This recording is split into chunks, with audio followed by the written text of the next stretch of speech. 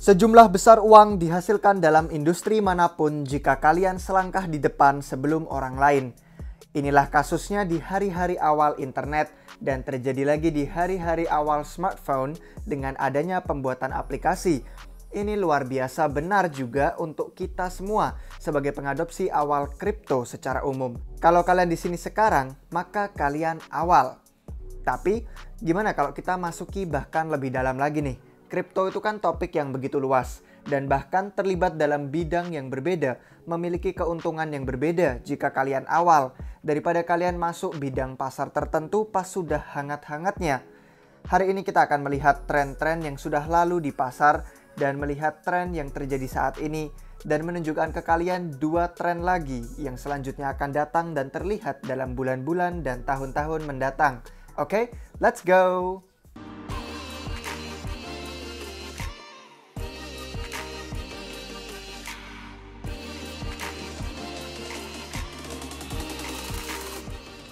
Selamat datang di Republik Rupiah lagi guys. Disclaimer bahwa kami bukan penasihat keuangan, kami adalah sekelompok tim peneliti yang punya passion akan finance dan kripto. Jadi tujuan informasi kami hanyalah untuk edukasi. Mohon lakukan riset kalian sendiri sebelum menginvestasikan uang apapun. Jadi, kami sudah melihat sejarahnya kripto, bahwa aspek tertentu di pasar itu bergerak sesuai tren. Tren yang telah menggerakkan inovasi di alam ini dan telah naik besar nilainya. Agar dapat coba memetakan area besar selanjutnya di pasar yang akan terjadi di masa depan, kami melihat kembali ke sejarah belakangan ini. Pada tahun 2016 dan 2017, pasarnya mulai berevolusi menjadi lebih dari sekadar Bitcoin dan variasi Bitcoin lain yang berusaha menjadi semacam uang digital. Begitulah naratifnya kripto hingga titik tertentu. Terus, semuanya berubah dengan kebangkitan Ethereum dan lebih khususnya token ERC20. Ini adalah gebrakan baru di industri karena bukan hanya itulah kemunculan pertama blockchain smart contract yang sekarang kita lihat sangat banyak, tetapi juga merupakan kemunculan proyek yang bisa meluncurkan token mereka di atas blockchain Ethereum dan jadinya proyek lain tidak harus membuat blockchain mereka sendiri hanya untuk meluncurkan token. Ini artinya bahwa sementara ETH adalah token asli blockchain Ethereum, proyek lain masih bisa menggunakan jaringan utama Ethereum untuk proyek mereka termasuk menerbitkan token lain. Ini mengarah pada kebangkitan ICO atau penawaran koin perdana di tahun 2017.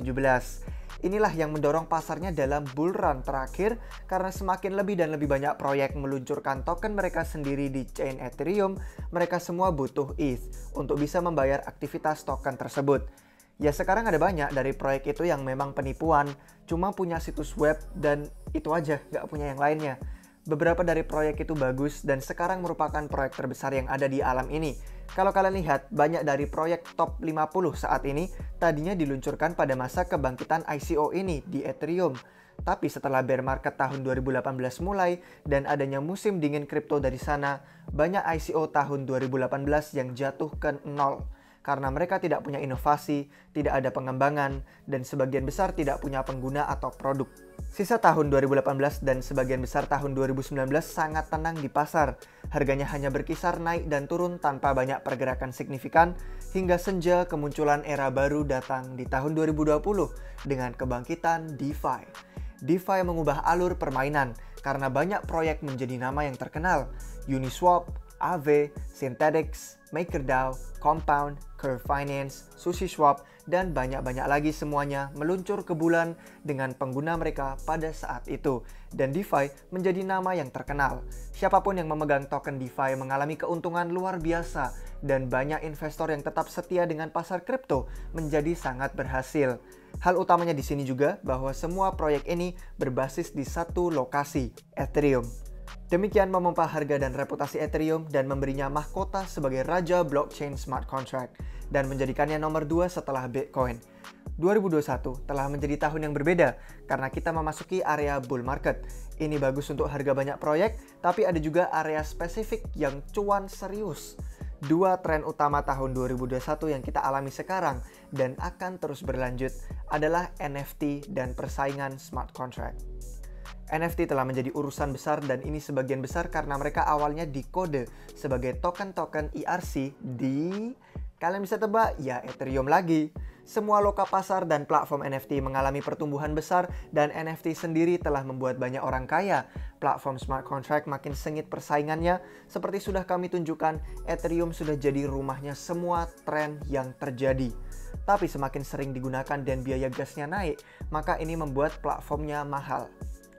Ini akan diperbaiki, pasti akan diperbaiki, dan ETH 2.0 akan datang segera. Tapi banyak chain lain nih yang berkinerja baik harganya dengan menjual cerita bahwa mereka sekarang atau akan menjadi masa depannya Ethereum yang baru.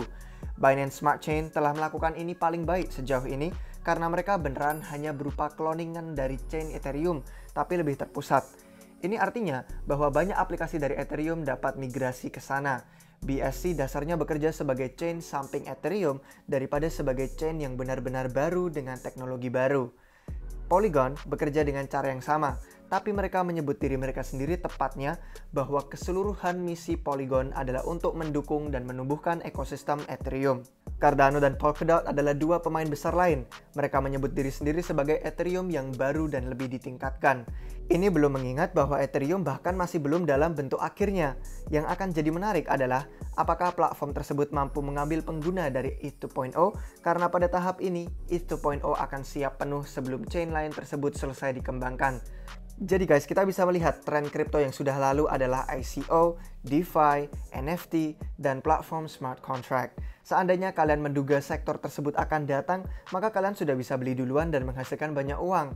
Nah terus, tren apa yang akan datang selanjutnya di pasar kripto? Nah, menurut opini Republik Rupiah, ada satu yang sudah mulai, dan ada dua lagi yang pasti akan datang. Satu yang sudah mulai adalah gaming, khususnya games di blockchain. Ini akan mengambil alih seluruh industri game, semakin lebih dan lebih banyak game menjual NFT di dalam game mereka, dan semakin pemain diperbolehkan memperoleh barang di dalam game yang benar-benar bisa diperdagangkan secara dunia nyata untuk uang beneran. Jadi semua gaming blockchain, aplikasi, games, dan NFT akan menjadi industri yang besar ke depannya. Dua tren selanjutnya yang kami lihat akan datang itu benar-benar menarik dan bikin kami semangat, dan mereka adalah token sosial dan aset dunia nyata di blockchain. Apaan tuh mereka? Well, token sosial akan menjadi token yang para perusahaan, klub, dan selebriti akan tawarkan ke penggemar dan komunitas mereka. Ini bukan token yang akan memberi kalian kepemilikan atas perusahaannya, tetapi memberikan kalian akses spesial. Sebagai contoh, musisi terkenal seperti Rihanna dan Ariana Grande bisa menawarkan token yang memberi kalian akses spesial atau akses awal untuk musik mereka. Atau perusahaan olahraga yang menerbitkan token yang memberi kalian konten atau akses tambahan dan juga tiket ke pertandingan mereka. Atau perusahaan seperti Disney yang menerbitkan token dan kemudian memungkinkan kalian untuk menonton semua konten mereka secara gratis jika kalian megang tokennya. Token sosial akan datang dan kami berpikir mereka akan jadi urusan besar karena semua orang bakal mau memegang token dari tim olahraga, perusahaan, dan musisi favorit mereka. Wah, bayangkan guys betapa ramainya kalau BTS bikin token kripto. Tren terakhir yang kami lihat akan datang adalah aset dunia nyata yang datang ke blockchain. Ini akan menjadi barang dunia nyata yang dicetak sebagai token dan dapat diperdagangkan atau digunakan sebagai agunan di DeFi. Bayangkan kalian bisa membeli token yang melambangkan 1/1000 kepemilikan atas bidang tanah atau rumah dari negara manapun di dunia. Kalian bisa menjadi pemilik tanah di Jepang atau New York atau Australia. Kepemilikan itu bisa kalian jual kapanpun atau digunakan di DeFi sebagai agunan untuk mengambil pinjaman, dan itu juga bahkan bisa kalian gunakan untuk membayar uang kontrakan kalian. Ini akan datang dan ini semua akan diterapkan ke dalam blockchain segera. Jadi seperti kalian sudah bisa lihat guys, setelah ada banyak tren hebat dan akan berlanjut terus banyak tren hebat lainnya yang inovatif. Inilah kenapa penting bagi kalian untuk fokus dan perhatian. Jangan hanya tergoda sama meme coins atau koin-koin sensasi tiada guna yang cuma pump and dump. Fokuslah guys pada penerapan dunia nyata dan inovasi yang akan mengubah dunia selamanya.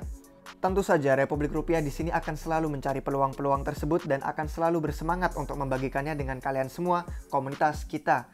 Sekian untuk hari ini, jangan lupa like dan subscribe jika kalian menikmati video ini. Sampai jumpa kalian semua lagi di waktu yang berikutnya. Cheers!